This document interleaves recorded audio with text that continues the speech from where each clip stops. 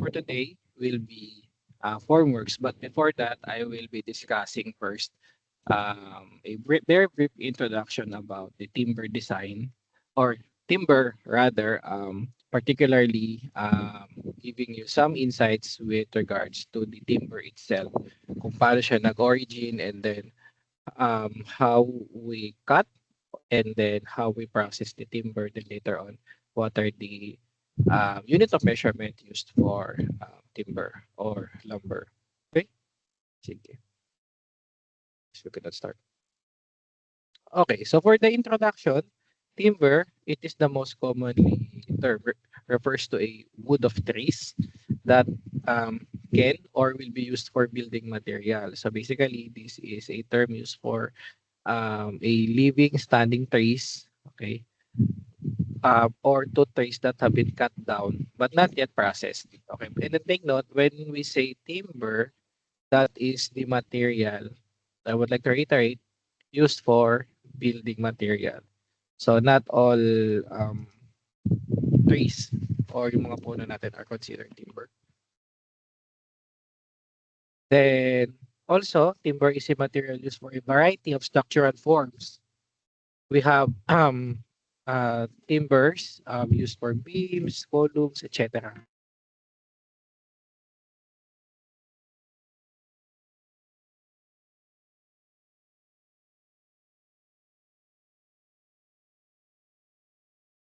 Um, plus 1 minute lang.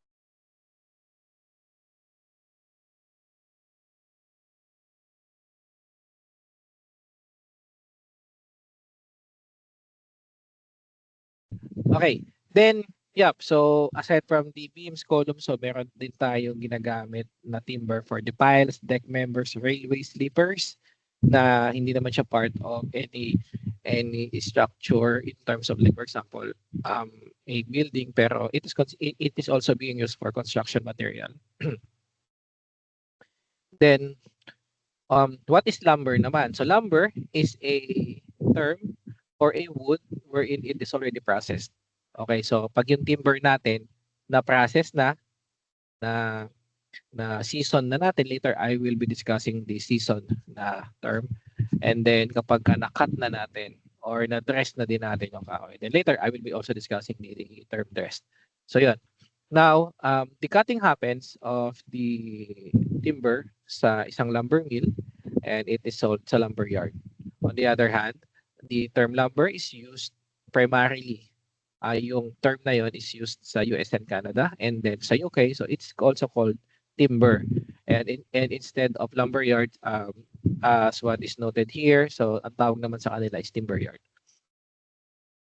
Then also another one, in addition that the word timber and lumber just it just so happened na nagkataon lang na pareha silang ending in both MBER but there's no direct connection with that one. Then timber is an old English word, means house, building material, wood, trees. On the other hand naman, lumber is a term or a verb word or it came from a verb na word lumber.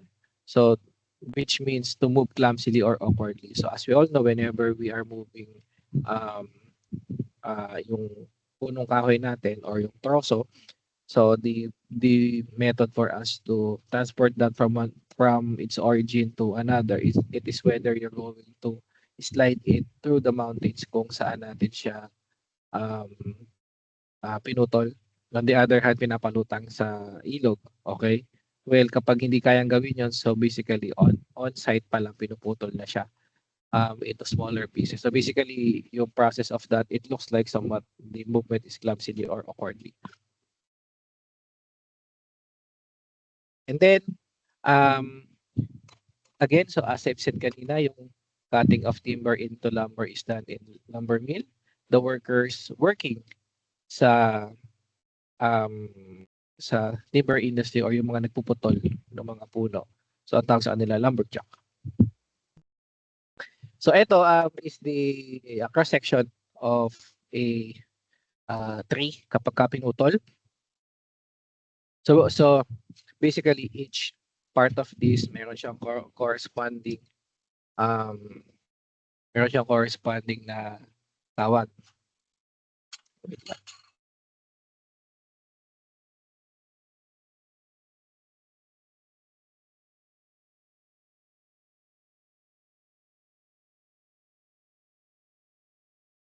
So first is the center um uh where everything start dito.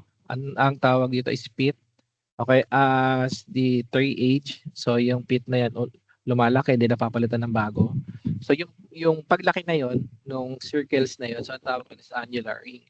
Annular ring corresponds on um how ano to how old is the tree that that that you already cut. So dito natin makikita kung gaano kadami yung rings, basically gano'n nakatanda yung puno. On the other hand, yung initial circles sa loob dito, ang tawag dito is juvenile wood dahil bata pa. So medyo young ano pa, young age pa yung portion na yon. On the other hand, as it goes outward, 'di ba lumalaki yung puno? So ang tawag naman doon yun either part lang siya ng annular rings pero it's divided into two parts dahil doon sa coloration niya. So here yung innermost is called heartwood and then on the other one naman ito yung sapwood. So mapapansin niyo yun sa mga puno na yung inner is medyo parang ma-brownish, mamula-mula. On the other hand dito medyo namumuti na yung kulay. Until it reached to the point na magiging part na siya ng cambium, the outermost portion. Then once it's grow older pa, so magiging bark na siya. So yun na yung portion ng kahoy na parang tuyo na kasi hindi na umaabot na yung nutrients tsaka yung tubig ng ano. So medyo pwede na siyang actually yung iba tinatanggal yung outermost portion na to yung bark. Okay, so for the bark meron tayong um, inner and outer bark ng ating bark of tree. Then also there are lines coming from or para siyang ano perpendicular lines dito. Ayan, so ang tawag yan are rays. And then when you zoom in the annular rings pala kanina, so there are two parts. So yung isa is spring wood, yung magkakadikit. Then on the other hand, yung summer wood. Ayan, yung medyo magkakalayong dots na yan. Okay. Now, as we cut the timber and then we process, so nagkakaroon tayo ng mga defects. So nakaka-observe tayo ng mga defects doon sa ating puno na pagka pinrocess natin. So meron tayong tinatawag na natural and conversion defects. So meaning wala pa tayong ginagawang any intervention with that. So meron na talaga siyang defects. On the other hand naman, si seasoning defects. So ito is when the time na nag-season na tayo ng kahoy, so doon lumalabas yung ano niya, defects niya. Pag sinabi naman natin defects, may depekto, may sira, or meron siyang deformities. Okay? However, yung sa natural, ito yung wala na tayong magagawa dito. Pero ito naman, ito yung man-made. Now, an example of natural and conversion defects are diagonal grains, cross grain, flat grain, waste, knot, and also shake. So as you can see, yan yung mga sira na kagad ng kahoy, 'di ba? Merong mga cases na yung ating mga puno ano siya? Tawag diyan na sira na ng mga hayop, 'di ba? Merong mga puno na may nakatira like tinutukan ng ibon or kung ano pa man, 'di ba? So basically, so those are the defects na occurred naturally. Okay? Wait lang.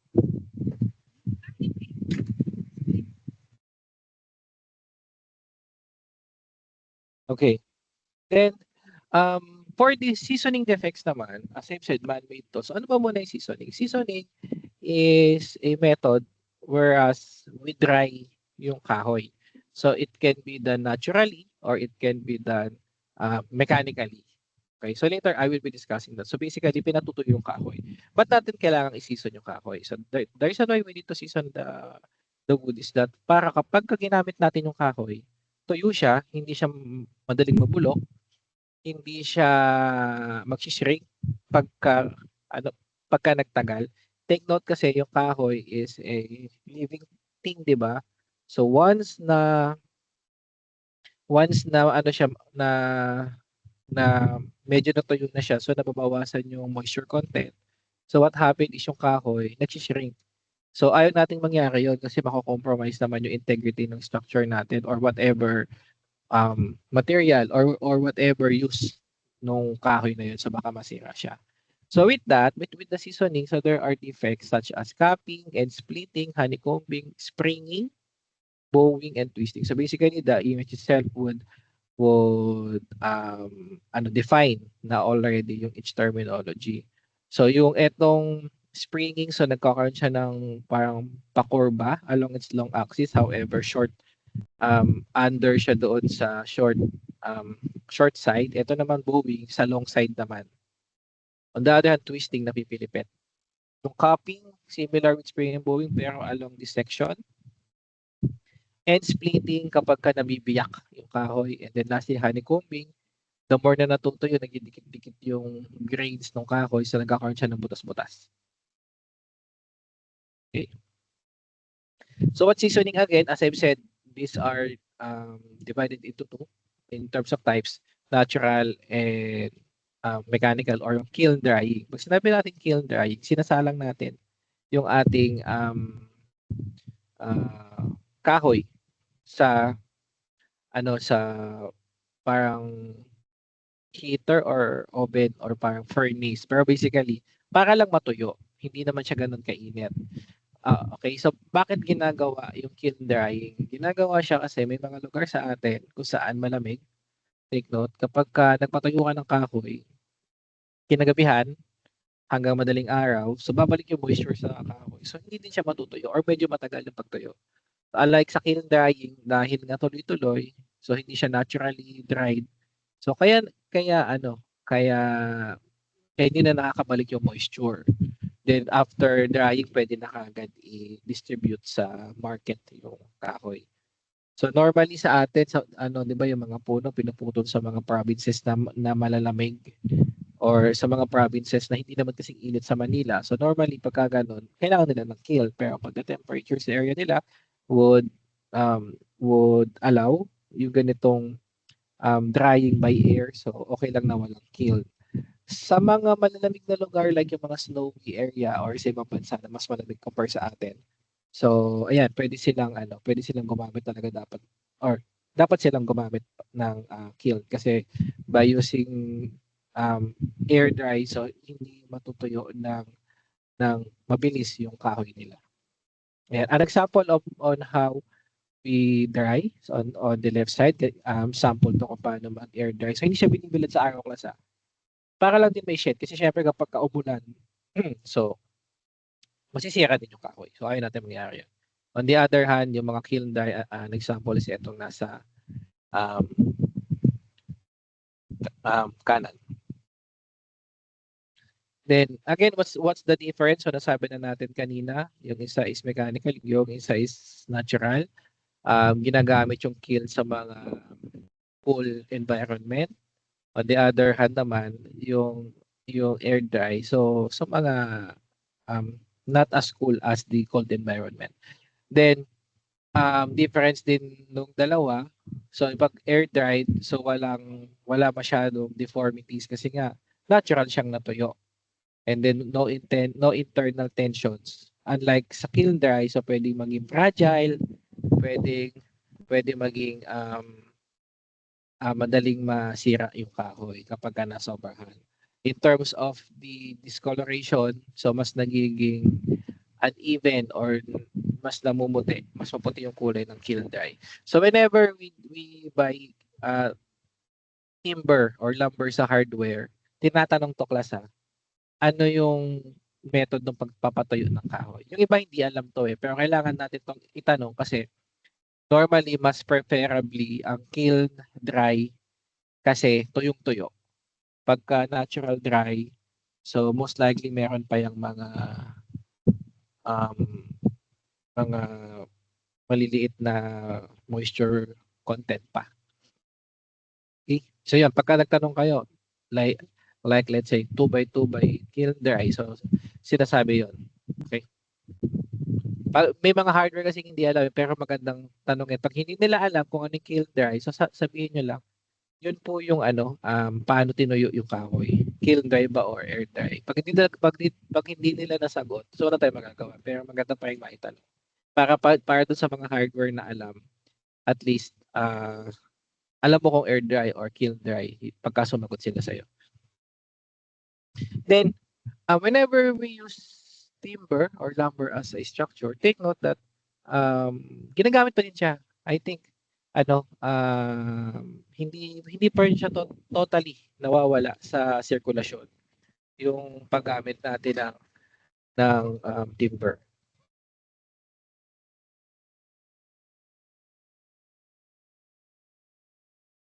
Okay.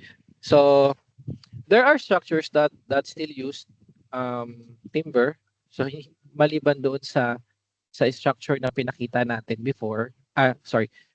Okay, maliban doon sa structure na ginagamit natin nung mga nakaraang mga taon, like sa mga lightweight na houses. So meron tayong mga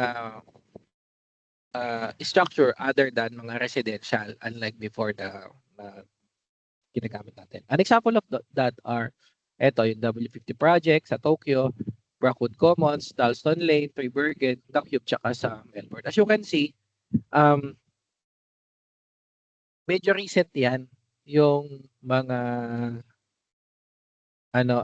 mga structure na yan, 'di ba? Ito, pakita natin tong isa. Itong i-drag ko dito. Ayan. So ito yung skyscraper nila.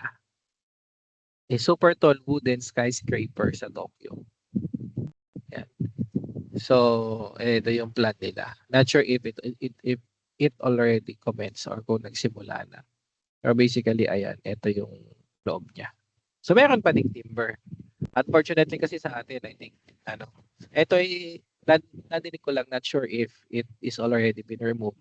So hindi na siya part, diba, ng ibang curriculum, and also will not be part of the board exam sa mga future years. So, which is quite unfortunate kasi ginagamit pa rin naman yung timber. However, sa atin, hindi na masyado dito sa Philippines. Pero, but then again, it will be a disadvantage for Filipino engineers kapag hindi na nila ginagamit yung timber, which is hindi na magiging common sa kanila in the near future. But anyway, that's the that's the ruling naman ng PRC, so we don't argue with that. Just saying na it's quite unfortunate kasi meron pa rin gumagamit. Okay? So these are the vertical structures. Then there are also horizontal structures, pero we will present that sa few slides. So pag tinignan natin yung kahoy, so the beauty with this one is that the finish itself will have its own unique appearance that we can use as aesthetically good. Pwede na natin siyang gamitin as the exact finish of the structure, unlike yung other materials like steel and concrete. So naglalagay pa tayo ng mga finishes, 'di ba? Yung iba nga ay concrete, tapos ang gustong finish magmumukhang kahoy pa yung bahay, 'di ba? Parang nagiging combination of the material ginagamit lang pang finish. So showing you on the next slide are some examples on how the timber will look like. Okay, kapag ginamit siya sa isang structure natin. So on the left side, this is the Brock Common Stallwood House. Yan yung kaninang nandito. Ayan, so ito yung loob niya. So as you can see, there is a natural finish. So by just using that material, so you don't need to add or change the appearance itself by using other finishes kasi maganda na siya tingnan. On the other hand, dito naman sa right side, ito yung isa sa project ng office namin sa Murdoch University. This is a convention center kung saan yan, gumamit sila ng timber as part of the structure. Ayan. Then another one is a um, um, structure used timber as a brace or frame sa loob ng Long Full Life Center, Long Full Life Experience Center sa China. But as you can see, ano siya, yung appearance niya itself is maganda. Hindi na nila ginamitan pa ng other finishes, 'di ba? Dito. So yun. As I've said kanina, ito mga pinakita natin, these are the vertical structures. So let's show you naman horizontal structures. So there are bridges that are used that uses timber. So una is yung Puentes de Madera. On the other hand, is yung Pin Arch Glulam Bridge sa San Diego. As you can see, timber are still widely used or ginagamit pa din. However, in terms of the horizontal structure, so medyo limited yung ating dito. Limited yung ating weight or yung capacity na pwedeng dumaan dyan. So definitely baka hindi kayanin niya nung mga heavy loads na vehicle sa atin. Siguro kung light vehicle pwede, pero kung heavy vehicle so baka hindi. Pero what we're trying to say here is that so it's still being used as part of a material para sa isang construction or sa isang project. Okay, so these are the projects located sa ibang bansa. So however, kahit hindi na siya masyadong ginagamit. So meron pa rin tayong mga projects dito sa Philippines na made out of timber. So an example of that, so kung meron silang mga ganito, so meron din tayong ganito na isang timber structure. So this is a timber footbridge sa Zamboanga. However, or unfortunately, I think nagkaroon ng problem yung footbridge. So pero I think naayos din naman agad to after the incident happened. So na-rectify naman yung issue about this one. Ayun. Okay. So yeah, pero aside from this one, so this is quite an unfortunate event. I think yung iba pinagtawanan pa to sa online dahil nung nabalita kaya lang yun nga it's quite unfortunate kasi sayang yung pera ginamit ng taong bayan diyan. Pero merong nasira. Pero however, yan, even though that this project is an example of an unfortunate event yun nga na may nangyari ganito, meron naman tayong talagang project na may pagmamalaki na made out of timber. So that is the Mactan Cebu International Airport. So the impressive feature of this one is they use the glue laminated timber beams as part of the roof structure. Ito. Ayan. So kung makakapunta kayo ng Cebu and if you're going to use Cebu as gateway palabas ng Philippines, so most likely makikita nyo to. Pag nag-Terminal 1 ka kasi, so hindi mo makikita yung part na to kasi nung last na punta ko is Terminal 1, yung luma pa, so kung concrete pa to. Yung bagong terminal, so parang ginagamit daw ata nila sa international flights. So again, if you're going to use Cebu as the gateway palabas ng Philippines, baka makita nyo to ng actual. Okay? Ayan. So what are the advantage and disadvantage of timber? So for the advantages, so again, it is readily available kasi it is abundant, safe, easy to work. Okay, madaling iputulin, madaling pagkabitin.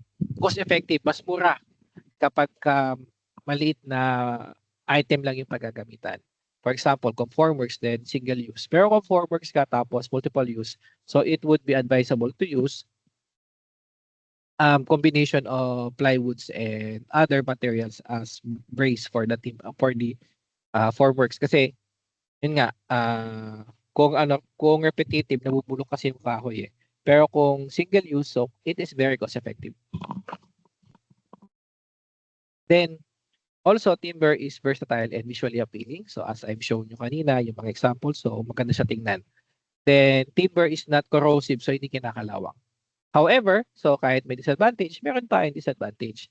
So timber shrinks, swells, cracks, twists, and bends over time due to different climate condition. So an example of shrinking and swelling, yung like yung hamba ng pinto. Kapag umuulan, mapapansin niyo yun kung na-experience niyo 'to, kapag ang hamba niyo is kahoy, tsaka yung pinto ay kahoy. So mahirap isarado tsaka ibukas yung pinto kapagka, umuulan kasi mataas yung moist sa environment. So a-absorb yung hamba tsaka yung pinto natin. Kaya minsan mahirap siyang buksan. 'Pag nag-absorb kasi ng moist yung kahoy, so namamaga yung kahoy, so it swells, okey? Unlike kapag tag-init, nagshi-shrink yung kahoy, so bumabalik siya sa dati, so madali na siyang buksan. Okey, yun. Then, also kung hindi kinakalawang, however, yung timber naman, prone naman sa other pest, rat, mold, and fungi attacks. Well, for this one, tini-treat lang naman natin yung kahoy para maiwasan natin 'to or naglalagay tayo ng mga, pest control measurements doon sa ating, timber structure. Sa mga formworks na paggagamitan, hindi tayo gumagamit ng any ng any, pest control kasi single use or short term use lang. 'Pag tumigas na yung concrete, so pwede na natin tanggalin. So, kahit wala ng mga ganito. Then also, timbers tend to silver. Ito mapapansin niyo sa mga bagong kahoy kapagka natamaan niyo ng martilyo habang nagpupukpok kayo, may guguhit na medyo darkish na silver. So, hindi na yun matatanggal. Gano'n din 'pag nagpukpok kayo ng pako, so minsan nangingitim or nagsi-silvery yung kulay. So, yun yung binabanggit natin dito. Or sometimes if, yung natural finish, is left unpainted or hindi siya na-treat nalagyan ng varnish or whatsoever. So, ano siya, nagmumukhang luma yung kahoy. Tsaka may amoy ang kahoy kapagka tumagal pala. Then yun, maintenance can be seem higher than any other building material just because of like for example, may papalitan kang um, let's say floor joist na gawa sa timber dahil inanay. So most likely yung mga karatig niyang kahoy, inanay na din. Kaya in terms of the material, kung gagamit kayo ng timber pagka nag-maintain kayo nito, so medyo napapalaki yung gastos. Kaya ang ginagawa ng iba as early as the initial construction, naglalagay na ng mga pest control measurements. Pwede maglagay ng sulignum, naglalagay ng mga pampalason sa ilalim ng lupa para walang entry point yung mga pest, particularly yung anay. Ayun. So when selecting wood or timber in terms of the strength basis, so pag gagamit kayo ng kahoy sa beam rafters or floor joist yan sa palitan na nga natin. Floor joist. So high bending and adequate stiffness ang requirement. So bending kasi magbe-bend siya, 'di ba, laterally. Pag column naman, tsaka mga poste, so these are compressive strength. Kapag poles, yung mga poste ng kuryente, mga service entrance pole, so dapat high bending naman, similar with this first part. Okay, yan. Then let's go with the before we jump with this dimension, let me discuss first the commercial size. So si commercial size ng kahoy, kapag bibili tayo, pagka nag-canvas kayo, at pag nag-estimate kayo ng formwork, so pipili lang kayo ng any combination along the thickness, tas along the var's length. Okay? Then pwede nyo siyang itanong. Pagka nagpunta kayo sa hardware, itatanong nyo rin ano ba yung kaya nilang i-deliver. Okay? Now with this one, it ranges from the thickness 1, 2, 3, and so on. Then yung isa naman 6, 8, 10, 12. Ito ay mga commercial length sizes, commercial dimensions sizes. Pero if you wish to have your own sections, pwede mo namang ipaputol. Magdala ka ng sarili mong kahoy. Yung iba ginagawa ganun eh. Magdadala ng puno or yung ituturo yung puno tapos ipapa-time nila tapos ipapa-convert nila. So sa kanila yung kahoy, labor lang yung babayaran nung may-ari ng kahoy. Okay. So as you can see, pagka kinat yan, 'di ba so sakto na. However, may mga uses kasi tayo ng kahoy na kailangan natin makinis. Kapag gusto nating makinis, so we need to dress the lumber. Now, let's say you're going to use 2x6. So pag kininis mo yan, kunwari kininis mo tong part na to, or pagka ano natin siya, kapag kinatam natin, etong portion na to, so ang mangyayari, ninipis tong portion na dito, tong side na to, di ba? Kasi pag kininis, so mababawasan to. So pagka ganun, ang tawag doon, dressing or nagkakaroon tayo ng dress dimension.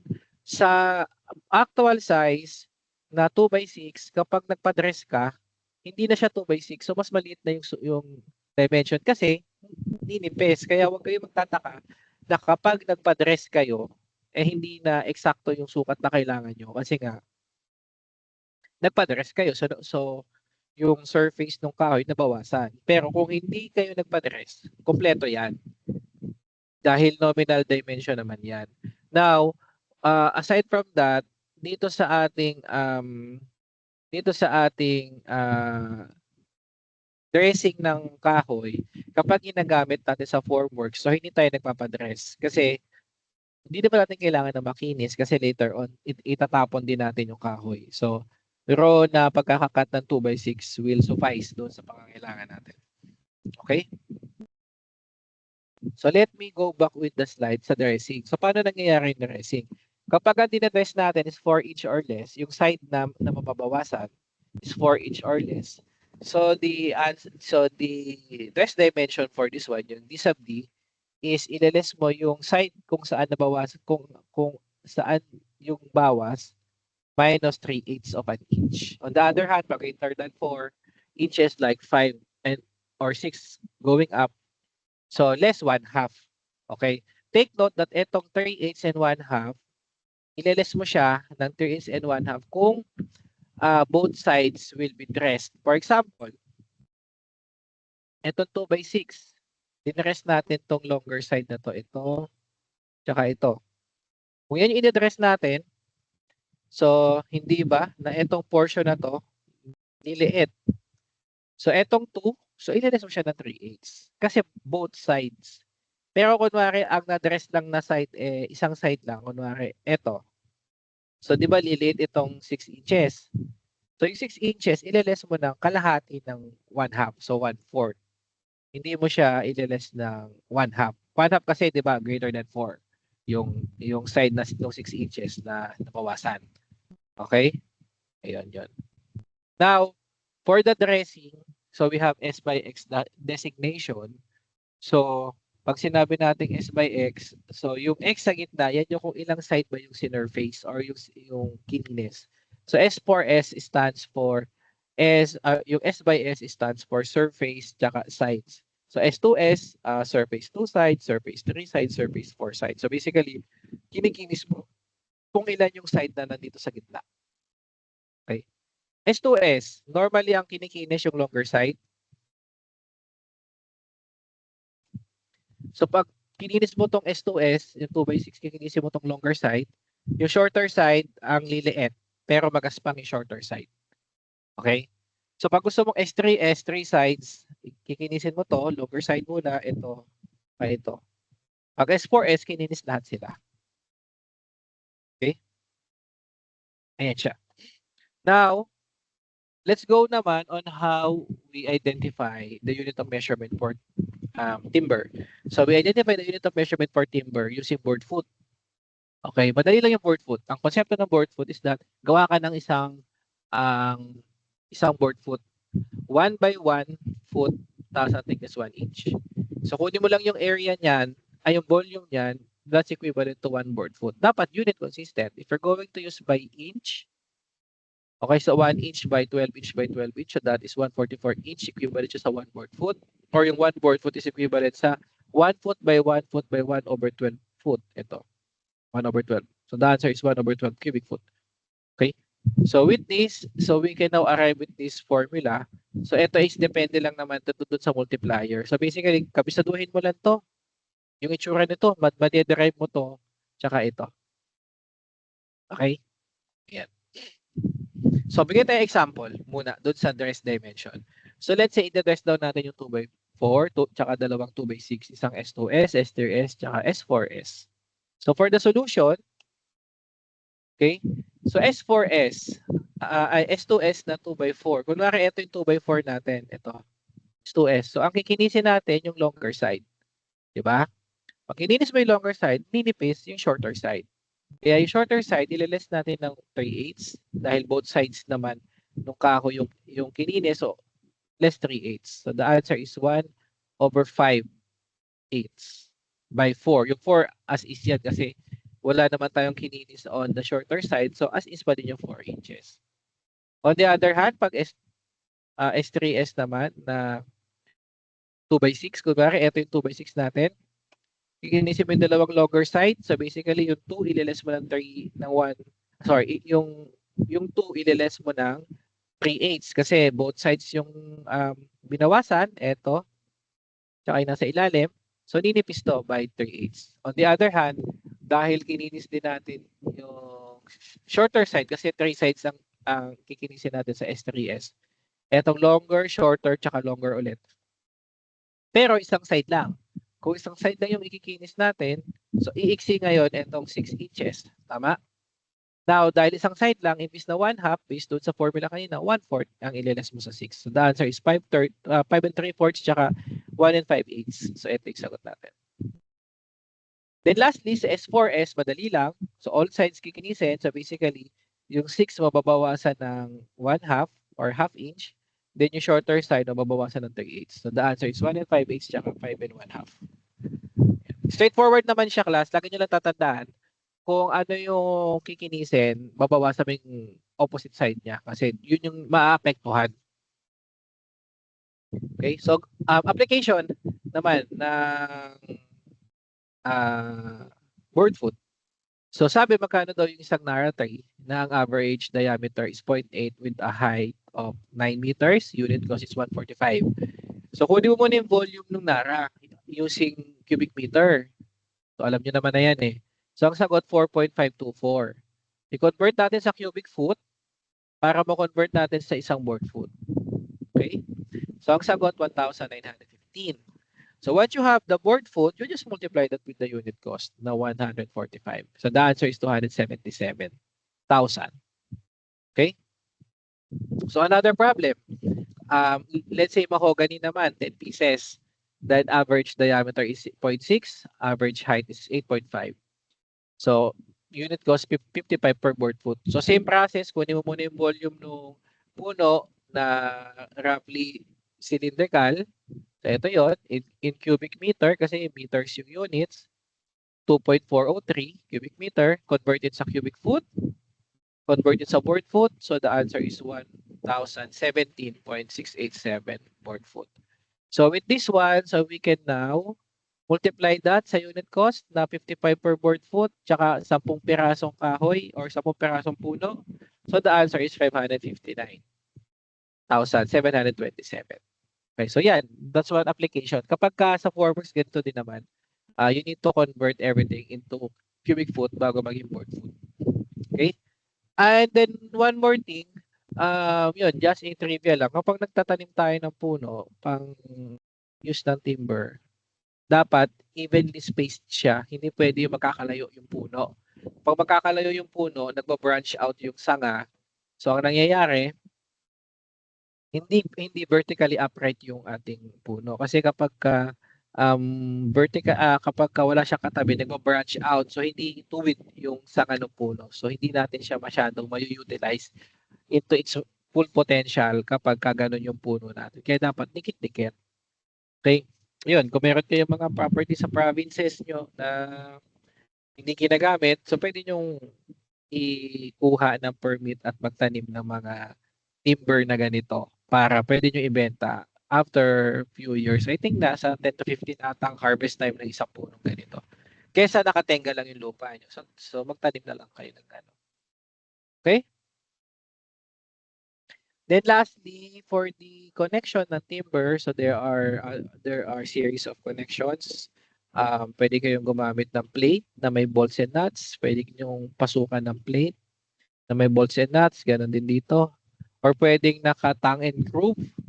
Sa mga panel, sa mga flooring, ginagamit ito. Pwede kayong gumamit ng mga notching, okay? Or gagamit din ng wedges kung ayaw nyo gumamit ng kahoy, ay ng pako. Okay, just don't forget to use wood glue kasi yun yung nagpapatibay actually talaga ng connection. Hindi lang yung bolts and nuts. Mas more on dun sa wood glue. Lalo na kung mga cabinet or finishing works ang paggagamitan. Sa mga formworks, hindi naman masyado, ano lang siya, um, pako lang. Dahil tatanggalin din naman after. Huwag kayong gagamit ng wood glue sa formworks. Okay? So with that, so that's the end of the first presentation for today. So I hope you learn a lot about the details ng kahoy, particularly yung dressing, yung board foot, and yung commercial size. Kasi dito sa module na to, ito yung importante talaga sa lahat. Tsaka yun, yung seasoning, yung klase ng seasoning. Any question before we proceed with the next topic? Wala. Sige. I'll give you 3-minute break. CR break muna tayo. Medyo mahaba yung next part. So the next topic natin will be formworks. So we will be discussing the formworks na. Mag-estimate na tayo. Okay? Sige. Let's come back at 2:50.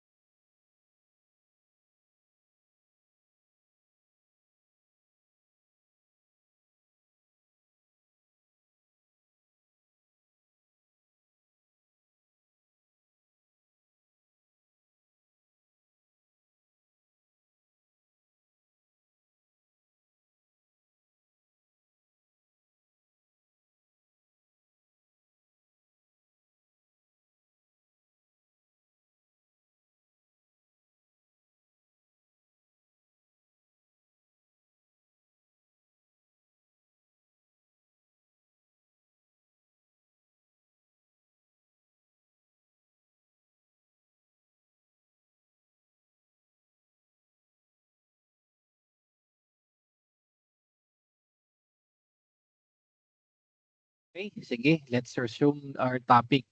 So, ayun. So, the second part of our topic is formworks. Okay? So, for the other types of formworks, kanina na-discuss natin na pwede tayong gumamit ng timber, okay, or ng kahoy. Now, if you're going to use the formworks multiple times, so it is advisable to use other types of formworks kasi para pwede nyo pa siyang magamit multiple times. Kasi kapag kahoy, so normally mga hanggang 3 to 4 times lang, depende pa kung gaano kaayos yung pagkakagawa or pagkakagamit. Take note that whenever you're using formworks using wood, so make sure na mag-a-apply pa rin kayo ng mga use oil para hindi didikit yung formworks natin. Kasi pagka wala, didikit yung ating plywood. Lalo na kung ordinary plywood yung ginamit para sa formworks. Now, sa atin, actually ang ginagamit sa mga formworks, pagka ordinary, so siguro naman nakakita kayo ng ordinary plywood, normally ang ginagamit is 1/2 inch or yung manipis, ito yung 18 mm now. Now, yung 3/4 kasi masyadong malaki ito. Or yung plyboard. So, plyboard. Ayan. Plywood tsaka yung plyboard.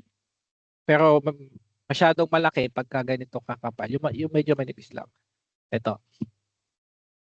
Now, aside from that, maliban dito dahil ito is madaling magsipsip ng tubig. Sisipsipin niya kasi yung tubig na nasa formworks mo. So instead of using this, okay, don't use the phenolic plywood. So yung phenolic plywood, ganito yung itsura niya. So coated siya, okay? So para hindi siya madaling didikit doon sa ating formworks. Now, may other type of plywood pero I think hindi rin commonly ginagamit. It is the marine. Sa mga cabinets, magandang gamit ito, marine plywood. Kamukha lang siya ng ordinary pero mas maganda to compare sa ordinary plywood. Ayan. Pero anyway, going back with our topic na formwork. So ito yung the best for us to use. If you're going to use the formworks multiple times kasi sa formworks hindi lang naman plywood ang kailangan natin ng brace. Pwede tayong gumamit ng other types of formworks for the brace. Okay, with this one. And then pagkakahoy na na brace, so pwede rin naman, yun nga lang, hindi siya multiple times ang usage. Kunwari, gumagawa kayo ng condominium or high-rise building, tapos marami kayong ganong project, so might as well you invest with this one. Okay. When also pouring concrete, yung mga horizontal members like beams and slabs, so you also add shoring sa ilalim. Ayan, yung mga tubo. So ang tawag dyan is shoring tube or shoring jack. Ayan. So mga nakatukod dyan sa ilalim ng structures natin habang tumitigas yung inilagay nating concrete sa formworks na pang horizontal. Okay? I hope clear tayo dito. Okay. So, again, a very important part of this whenever you're going to use timber is for you to identify what is the board foot and ano ang kahoy na gagamitin. Take note, whenever you're going to estimate, huwag niyo pagsasama-samahin lahat ng board foot kasi may sariling board foot yung 2x2, 2x3, 2x4. May board foot din yung plywood. So, ayaw nating paghalu-haluin silang lahat. Okay? Then, ito yung commercial size. Nasabi na natin kanina yan. How you determine or arrive with the board foot itself. Okay, let's go sa ideal lap. Sa ideal lap, kuha tayo ng paint para ma-drawing natin. Sa ideal lap, nangyayari kapag ka nag-estimate tayo, or sorry, kapag ginagawa natin yung formwork, so hindi eksakto yung isang side ay yung two sides of the formwork doon sa sukat nung paggagamitan natin. Saan ba yung paint ko? Wait lang, class ah.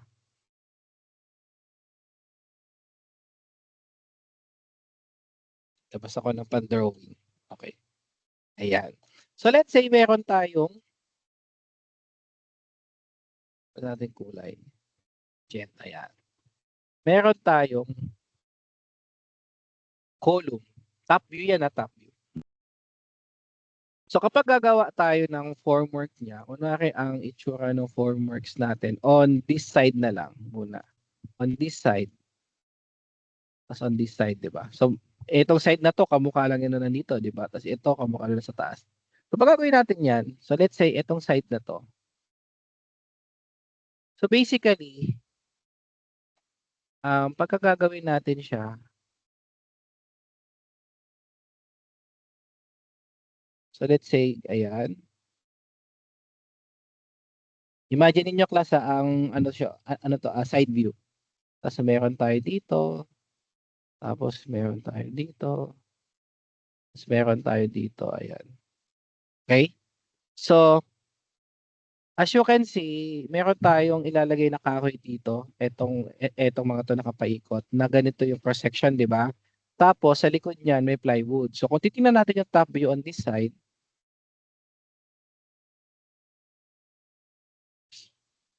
isin natin to. Kung titingnan natin yung top view on this side, so una, maglalagay tayo ng plywood. Di ba? Oops. Lagay tayo ng plywood, di ba? Sabihin natin plywood to. Then on the other side,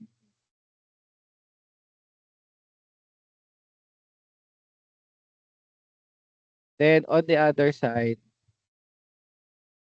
meron din tayong plywood. Plywood muna to I hope na i-imagine nyo. Ayan. Tapos, on the other hand, para naman magawa natin itong mga naka-vertical, palitan natin ng kulay. Hindi ba meron dito?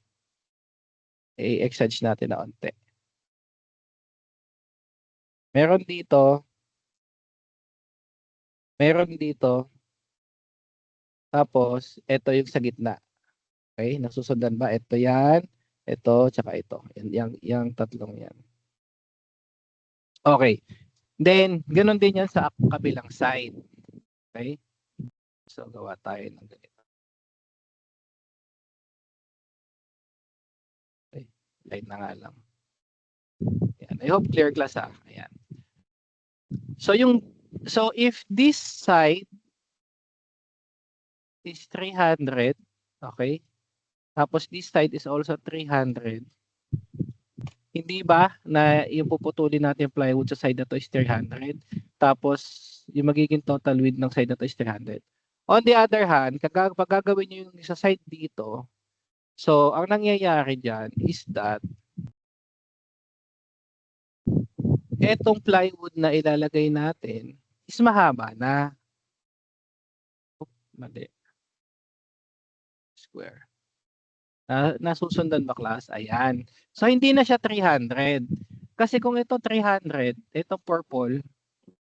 So eto may thickness na tayo ng plywood tsaka yung thickness ng brace, ganun din sa kabilang side. So, okay? I hope na nasusundan ka sa yung what I'm trying to point out dito. So kung titingnan nyo yung side dito, okay? Yung side dito, ang kaparehas niya ng leg is dito. Yung side dito, kaparehas siya ng leg, yung nandito, sa kabilang side, pero mas mahaba sila compared dito. Yun yung gusto natin sabihin. So with that, nagkakaroon tayo ng lap. Yun yung lap na nandito. Yun yung lap na nasa drawing. Okay, the distance of this lap, okay, the ideal lap is 2 inches or 50 mm. Pag hindi binigay or pagka ayaw nyo gamitin yan, pwede kung gusto nyo eksakto na nakadikit yung dulo dito sa part na to, ayan. Parang ganito, kunwari pantay to, yung side na yan. So, ang gagawin nyo dyan is you add, so yung 300, idagdag nyo yung thickness ng plywood. Sabihin natin if this is 1/2 inch, example lang. And then sabihin natin ang ginamit nating kahoy dito is 2 by 2 inch. Okay? So basically, that is, pag tinag-total mo yung dalawa, hindi ba that is 2.5 inch? Okay? 2.5 inch. Ito 0.5, ito 2. So plus 2 inch, 2.5 inch. However, since naka-inches yan, ito naka 300 mm. Or sabihin natin, gawin na natin tong 0.3 naka-meters. So, i-multiply lang natin ito sa meters. So, 0.025. So, sa construction, 25 lang ang equivalent ng isang inch, hindi 25.4. Then, so yan na yung lap dito. Dalawa sila, meron pa sa taas. So, times 2. Yan. I hope clear tayo dyan. Yan yung lap. Pwedeng yan. Okay? Pwedeng ito. Basta isa lang ang i-consider nyo na lap. Pwedeng ito or 50 mm. Okay? Or 2 inches na lap. Okay? I hope clear tayo dyan. So let's proceed. Sa how to compute board foot, so na-discuss na natin yan. So I will skip that. So mag-estimate tayo. Okay? So the footing dimension daw is 1 by 1 by 300 mm. And then the number of footing pieces is 4. Ang kahoy na gagamitin natin is 2 by 2 by 8 feet na kahoy. So let's solve for the ilang kahoy ang bibilhin natin.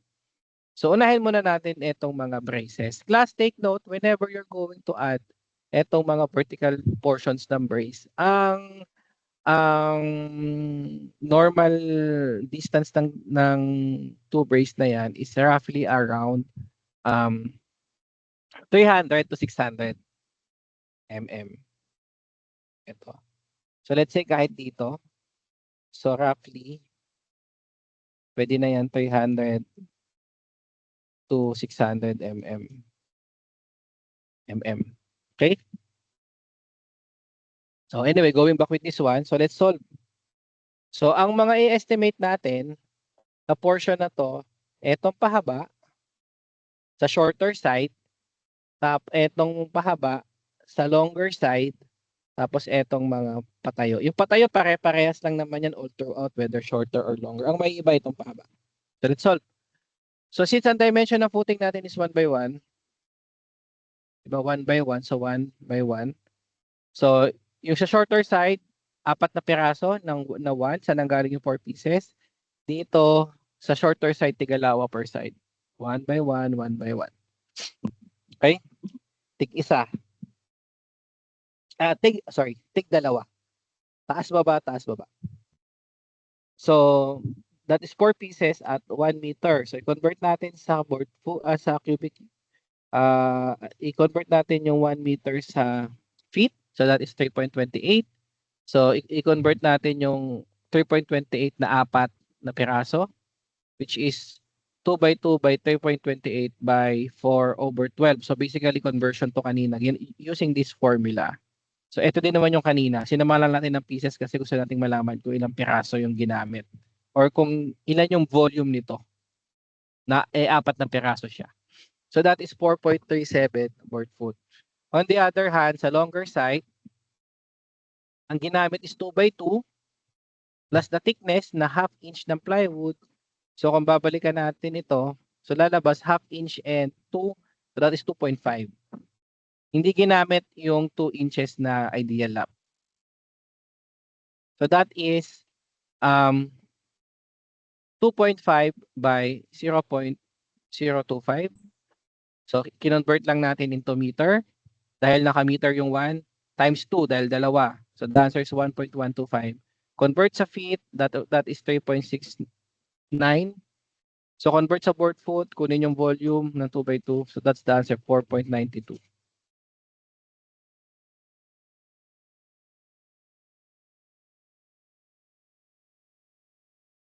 Okay, class, again, going back para lang clear kung saan nanggaling, para sa nalilito. Example natin yan dito, eto. Pwede natin itong gamitin as example. Yung 1/2 tsaka yung 2 inches para dito. Okay?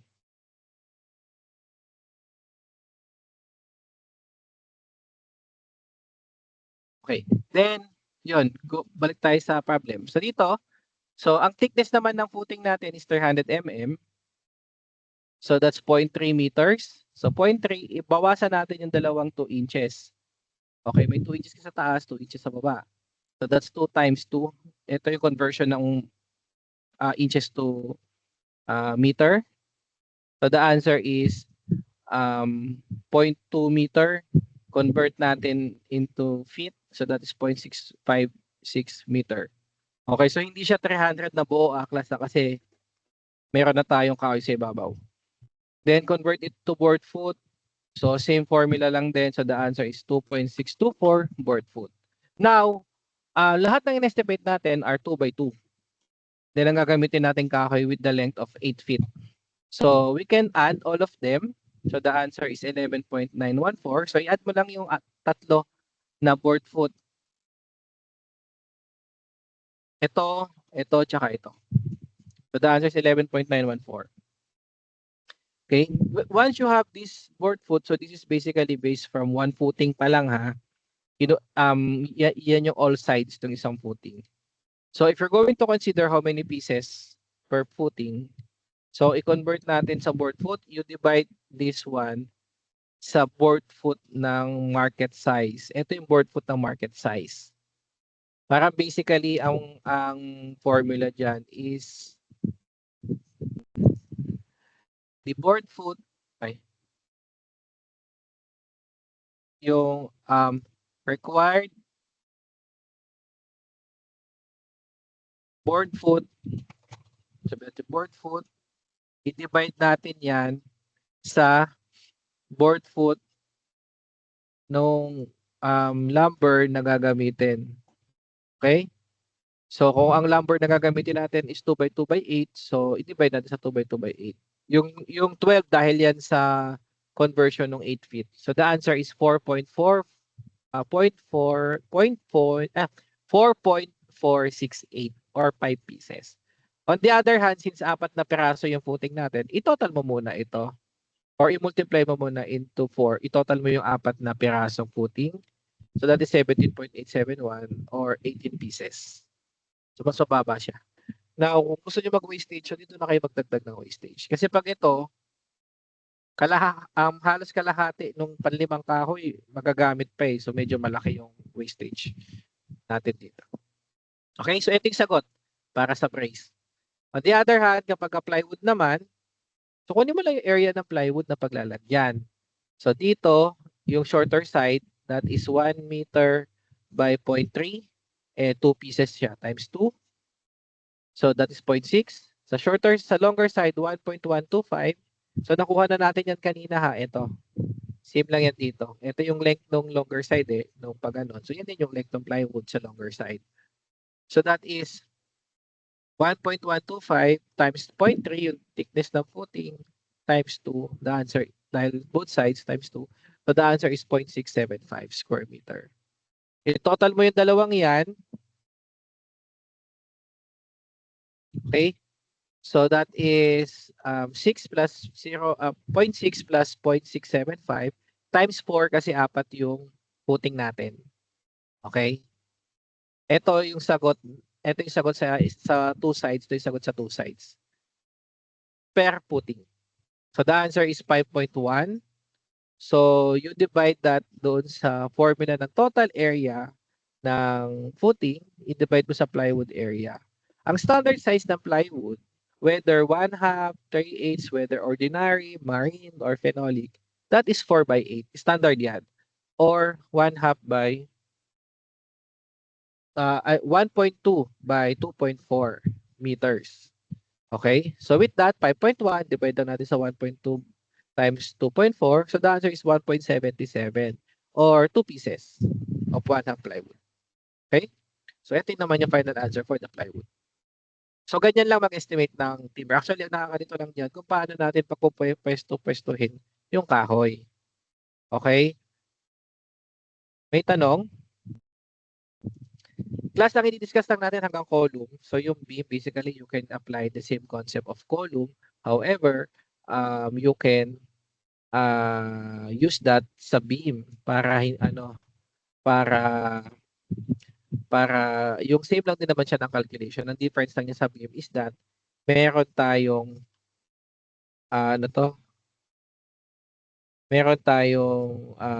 meron tayong opening doon sa isang side.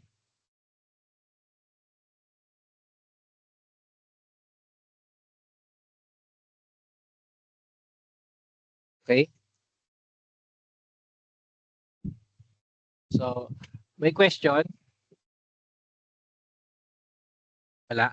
Class, ang difference lang din ng column later is that may shoring sa ilalim. Mamaya discuss natin siya. Okay? Sige. Let's proceed now with column. Question ba? Check ko nga. Wala naman. Okay. So for the column, you can use a continuous rib type or stud type. So if you're, for me, I think ang mas maganda dito is continuous type na rib type kaysa sa stud. Sa stud kasi ganito laterally. Kapag may concrete na yan, mas prone to bumukol. Okay? Although yung iba naglalagay pa naman ng sinturon or ng brace. Like this one. Ayan o, ito. Ayan siya. Ito. However, mas maganda na may pa-vertical din dito sa gitna.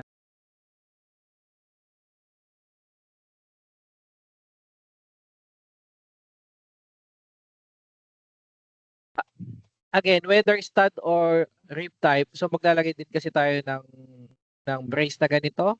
However, kapag yung may pa-vertical sa gitna, mas may resistance siya sa pagbuntis nung kahoy o nung formwork or yung pag parang lumulobo, nagbabakal sa loob. Yung bakal tawag din, parang ano nga siya, nagkakaroon ng some sort of deformities dahil nga parang nabibend yung kahoy um, within its axis dito and on any other axis. Kaya meron tayong mga sinturon na ganito. Tapos yung iba naglalagay pa ng mga pa-horizontal na pa-diagonal. At eto mga tukod na lang to na kahoy. Okay? So, bigyan tayo ng problem. So, let's say gagamitin natin 2x3x10.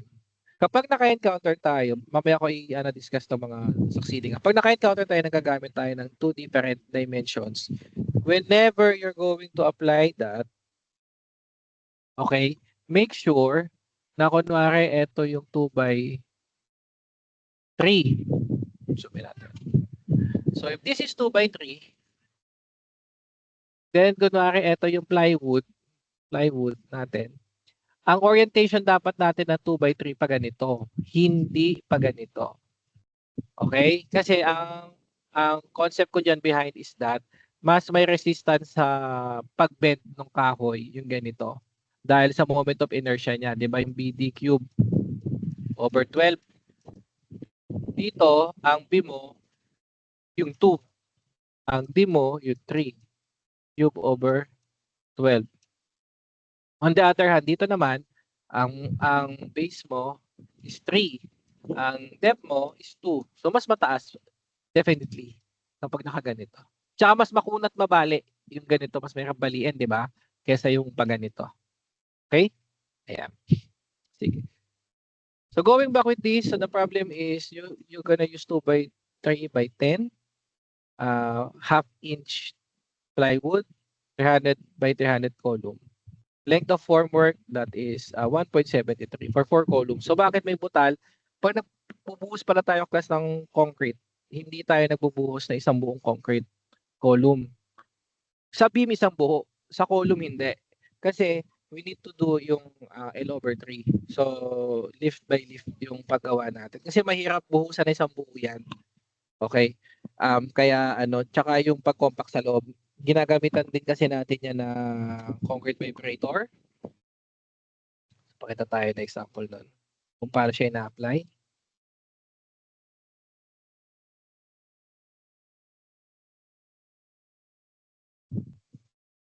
Ayan. So para siyang may rod, para siyang tamping rod.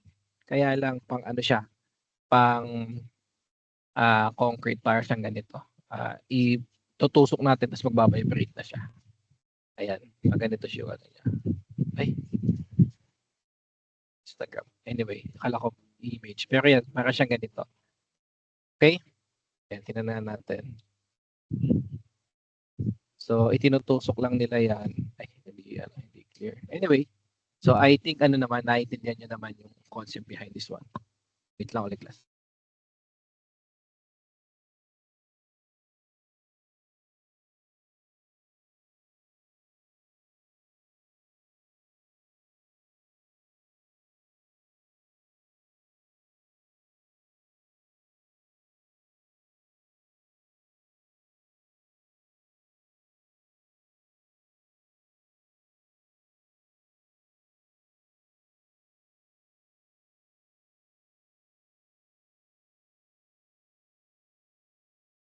Okay, anyway, going back. So, yun. So, let's proceed with this one. So, ang kailangan natin kunin, tayo ng konti. So, yung kahoy dito, yung kahoy horizontal, yung plywood, tsaka yung kahoy ng brace, yung bracket na pangsisinturon natin dito sa labas. Okay? So, yung 8 pieces muna na 1.73, yun yung height, di ba, nung natin, nung pa-vertical. So, ilan siya? 8.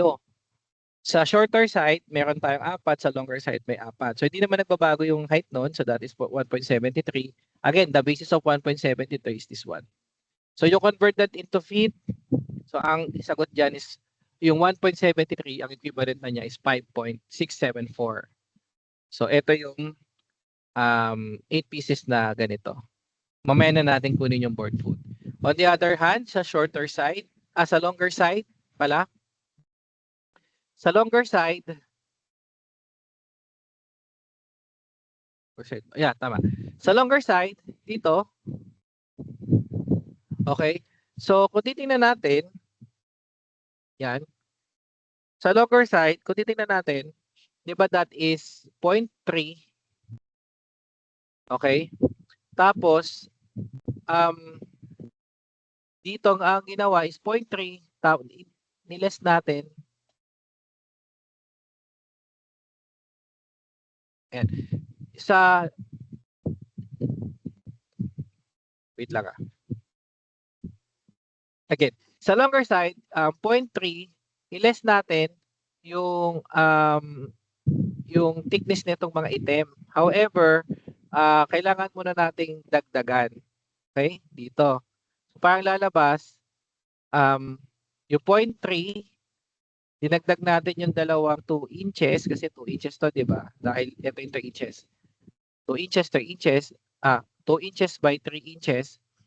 So, yung 0.3 na pahaba na to, okay? Plus yung ating, 2 inches. Okay? So, yun yung entire length ng plywood. Pero, take note, ang length lang talaga natin na kinukuha natin itong nasa loob. So, that will give us 0.3. So, babalik lang tayo doon sa 0.3. So, parang basically ito, dito sa example, hindi in-apply sa site na to yung yung inclusion ng plywood natin dito. Okay? Para siyang nakaangat siya na onte dito. Ayan. I think nakaangat naman talaga na konti. So parang basically, the length of this one will be 300 mm plus yung kabilang side is 2 inches. Yan yung magiging reference natin later for the plywood. Okay? So if this is 300 or 0.3, so that is 0.3. So sa longer side yun na dito.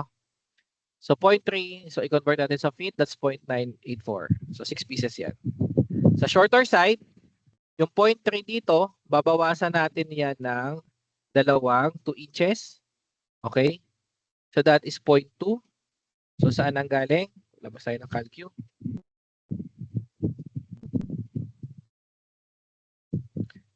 So hindi ba ang 2 inches times 0.025? Okay? At both sides, so times 2. 1. 300 itong side na to, di ba? Balikan natin yung kanina. Ito, 300 lang to. I-less natin yung 2 inches dito. Yan yun. So the answer is 300 mm, i-less natin itong 2 inches which is equivalent, yung dalawang 2 inches which is equivalent sa 100 mm. Yun yung na-compute natin dito, yung 0.1. Kaya siya naging 0.2. Okay? Yung 300 mm, again, i-less natin yung dalawang 2 inches na equivalent sa 100 mm. Kaya siya naging 200 mm or 0.2. That is 6 pieces. Okay? So, ito pala, yung computation ng 0.2. 0.3 minus dalawang 2 inches. I-multiply natin sa 0.025 for the conversion of unit to meters. Bago natin ibalik sa feet. Then, etong 4 and 5, yan naman yung brace natin on this side. Okay? So, as you can see dito, di ba? This is 300. Tama? Ang kukunin nating sukat ito ha. Ito, tsaka yung kabilang side ito. So, 300 ito, plus half inch, plus 3 inch. Times 2, both sides. Okay? Yan yun. Ito yun. 3.5. 3 tsaka half inch, 3.5. Conversion, times 2, both sides. Ito naman, yan naman yung kahoy dito. So, meron kang 3 inches tsaka dun sa kabilang side. Na idadagdag mo para makuha mo yung length pahaba. Kinukuha natin yung length pahaba para natin gano'ng kahaba yung kahoy na puputulin pang sinturon ng ating formwork. Okay? So, That is 3 inches, conversion twice.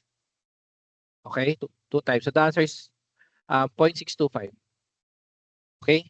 On the other hand, yung 5 naman, kabilang side, kukunin naman natin yung length nito.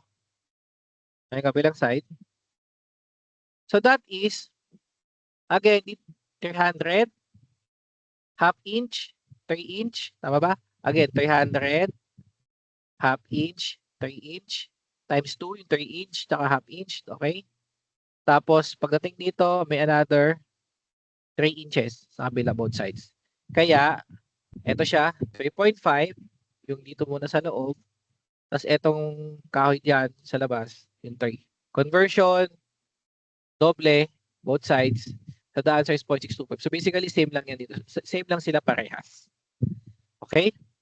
So, then we get the board foot and then we total. Board foot, eto yung 5, 6, 7, 4. Yan yung 8 pieces na nakatayo. Yung 9, 4, 8, tsaka 6, 5, 6. Ito siya. Ito na yung board foot niya. Yung 4 and 5 na 6 to 5, kinonvert na natin sa board foot pero 12 pieces na. Okay, times 12. Etong first 3 numbers ng lahat ng ito, yan yung dimension. Yung 2 by 3 by length. Tapos ito yung kung ilang piraso. Over 12 for the conversion sa board foot. So, ating sagot, 22, 2, 1, and 12. So, we add them all. So, the answer is 39.916. Hindi ko na-update to. Class, tama itong sagot ng alam ko kasi pina-check ko ito ng isang araw. Baka hindi ko lang na-save. Yeah. So, going back, 39.916. So, you get how many pieces by dividing the volume in board foot ng kahoy na gagamitin, which is 2 by 3 tas 10 yung commercial length. Okay, so the answer is 7.9832 or 8 pieces. Pero again, that is only for one column. So dahil may 4 tayong column, you multiply etong number na to into 4. So the answer is 31.932 or 32 pieces. Ito yung mismo total na sagot. Para doon sa 2 by 3 na kahoy. Then for the plywood, okay, for the plywood naman, so this is 1.73 by 0.3.